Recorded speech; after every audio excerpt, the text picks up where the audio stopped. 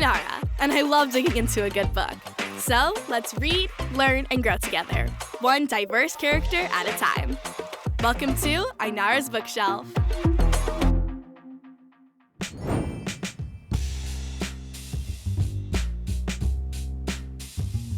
Are you in the mood to read about a strong, smart girl around my age?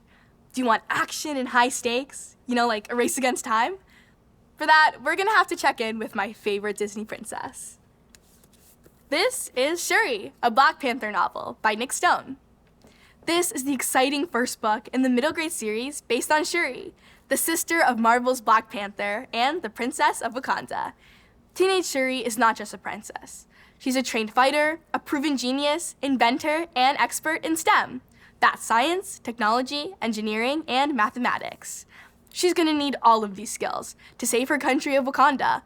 Her brother T'Challa is the Black Panther, the hero and protector of Wakanda. The powers of the Black Panther come from the mysterious heart-shaped herb that only grows in Wakanda. There's a problem though. The herb is dying.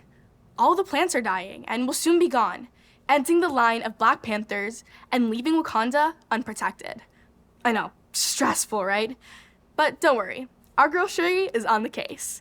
It's up to Shuri to do whatever it takes to find the answers to save the herb and the future of Wakanda. If you have had any contact with Marvel or Nic Stone, then you're obviously fans of both. Put them together and you get this exciting, fast-paced novel that makes Nic Stone's funny and realistic storytelling with the characters we all know and love. This Shuri is younger than the comics or movies. She's still developing her confidence and has some self-doubt. I enjoyed watching her go on all these new journeys, the journey of leaving Wakanda for the first time, and her journey of self-discovery. We see all the different relationships and what they mean to her, and how they grow. Shuri and her mother, Shuri and her brother, the Black Panther, Shuri and her people, and most importantly, Shuri and herself. New characters like Kamaia, a young Wakandan girl who dreams of becoming one of the all-female warrior protectors of Wakanda, called the Dora Milaje, add some humor and wit to the story, and show us Shuri in the role of friend and peer, something we don't usually see. Here's a little spoiler, not really a spoiler, but an extra reason to read the book. There's an appearance by Ororo Munroe herself, better known as Storm, the Mistress of Elements. It's not a throwaway end credits type of cameo either. So pick this book up. Nic Stone lets Shuri shine in this book, and seeing her intelligence, courage, and loyalty is an excellent example for young girls. Shuri shows it's cool for girls to speak up, and it's cool for girls to be interested in STEM and science. It's cool to kick butt. Can I say butt? I can't wait to see where Nic Stone takes Shuri in the next book, Shuri the Vanished. I checked online and I saw that the library has one last copy available, so I'd better hurry before it's gone. Oh, hey Kamaia. Oh, hey you. This is my pal Kamaia Fairburn. You might know her from her roles over the years in shows like Odd Squad, Star Falls, Endlings, Overlord in the Underwoods, Holly Hobby, and most recently, the new Netflix show, Blockbuster. Great timing, Kamaia. I was just about to head over to the library to check out Shuri the Vanished. You want to meet me at the... Oh, I guess she'll meet me there.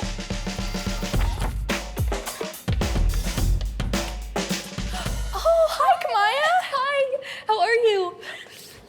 I'm good, thanks. How are you? Good, I'm so happy to be at the library. Yeah, me too. I love it here. There's just so many things to do, from like an endless amount of books to read to the computers. It just seems like I could be in here literally all day. Yeah, I mean, I used to love those little computer games, the educational ones that they already have on the computers. I love those ones. Yeah.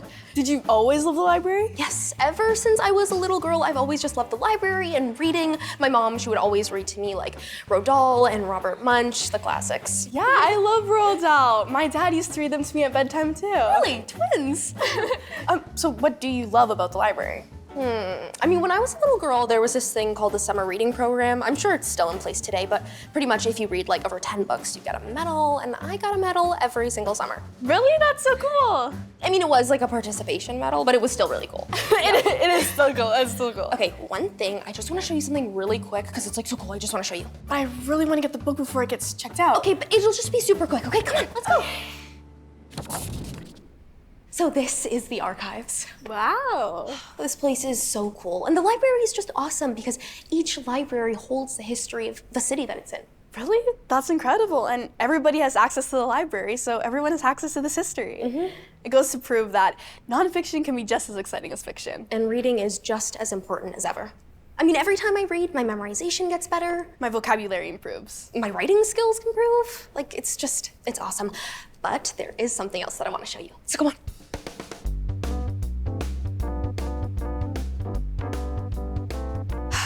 Like I said, books and more. Welcome to the makerspace. Whoa. There's so many awesome things to do here. I mean, there's 3D printers, laser cutter, large printer for posters, the giant sticker printer, paper crafting machine, digital media lab, video studio, and the sound studio. That's crazy.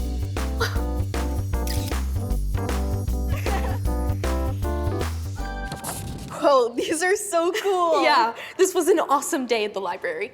Any day at the library is a good day. It's true. But wait, it's already dark out. My book's probably already checked out. I called ahead and I put it on hold for you. No way. Yes, why? You're the best book bestie. But wait, I actually have something for you. I remember you said you love those reading challenges, so I 3D printed your own award for being the best book bestie. No, you did not. Oh, that is so sweet. Okay, another hug. All right, let's go. Let's go. I'm so glad Kamaia put the second Shuri book on hold for me. It was the last copy they had. Today was a great reminder of how awesome and useful the local library can be. Makes you wonder about how it all started. Like, what did the first libraries look like? Were they always open to the public? Turns out the answer is no, they weren't. Here's the deal. Libraries have been around in one form or another for as long as we've had written language. The earliest evidence of a library dates back to the first half of the 3rd millennium in Iraq, and everything was written on clay tablets. That's right, libraries came before the invention of paper. Weird, right? All over Africa, Persia, Asia, Europe, and what was then Mesopotamia, libraries of all shapes and sizes were noted throughout history.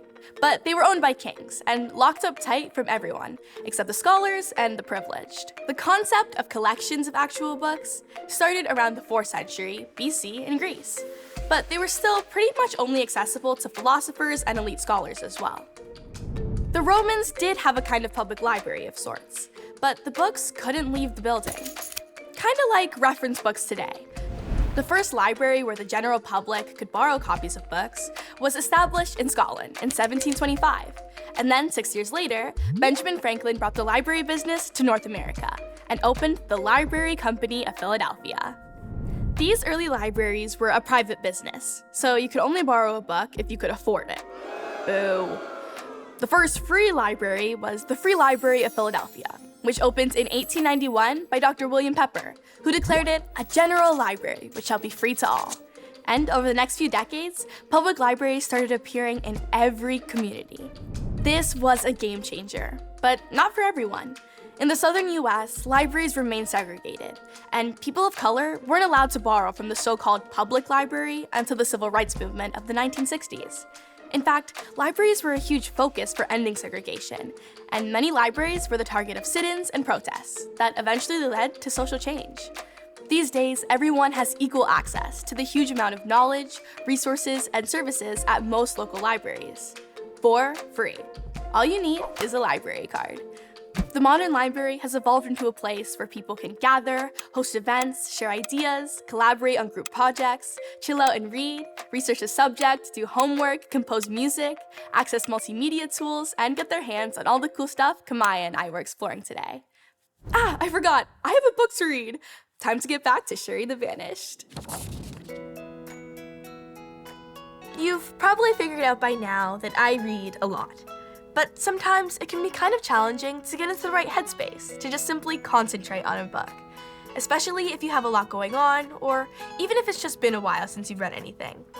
So here are some pointers from me, as an avid everyday reader, on how to create the perfect reading environment. First thing is distractions. You want to eliminate them. So if you can, try to find a spot where you can be on your own and close the door.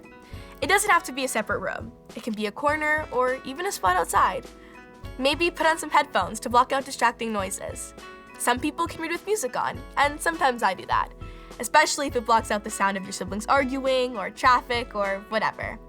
And the worst distraction of all, and I'm gonna sound like my dad here, ditch the phone. Turn it off, put it in Do Not Disturb, put it in another room. Honestly, it works. See you later, good friend.